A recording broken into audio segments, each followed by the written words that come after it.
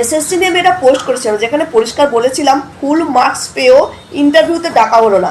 সেখানে একজন চটিচাটা এসে কমেন্ট করছে, তাহলে অন্য রাজ্য থেকে পরীক্ষা দিতে কেন এসছিল? ভাই আগে শিক্ষিত হ, অশিক্ষিত বলেই না চটি চাটিস? হ্যাঁ, ফুল মার্কস পেয়েছে ফ্রেশার্স বাচ্চা, সে ডাক পাচ্ছে না। একবার খবর নেই যে অ্যাকচুয়ালি শিক্ষার অবস্থা, স্কুল কলেজ তো সব বন্ধ হয়ে যাচ্ছে। হ্যাঁ, 10 বছর পর এসএসসি পরীক্ষা হলো, তাতেও দুর্নীতি। এসব না জেনে উল্টোপাল্টা কমেন্ট করতে চলে আসিস। নিজেদের বাড়ির ছেলে মেয়েদেরকে তো শিক্ষিত করিসনি, নিজেও তো একটা মূর্খ গান্ডু বলেই যাচ্ছে, তাই তো চটি চাটিস। কি অবস্থা শিক্ষার সেটা দেখ। আগে শিক্ষা অবস্থা কেমন ছিল ভাব, যে পাড়ার ছেলে বা পাড়ার মেয়েটা পড়াশোনায় ভালো, হঠাৎ করে শুনলাম সে শিক্ষকতার চাকরি পেয়ে গেছে। আর এখন এখন যাদের বাড়িতে দুর্নীতি আছে, বাপের 2 নম্বরই টাকা ঢোকে, তাদের বাড়ির ছেলেমেয়েটা পায়।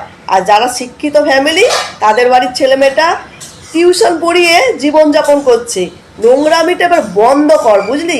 শিক্ষা দিয়ে দুর্নীতি যাবে শুরু হচ্ছে না, দুদিন পরে পশ্চিমবঙ্গের অবস্থা খুবই খারাপ হবে। চটি চাটারা না একটু একটু ভালো করে খবর নিয়ে দেয়, উল্টোপাল্টা কমেন্টস করিস না, বুঝলি? ছি।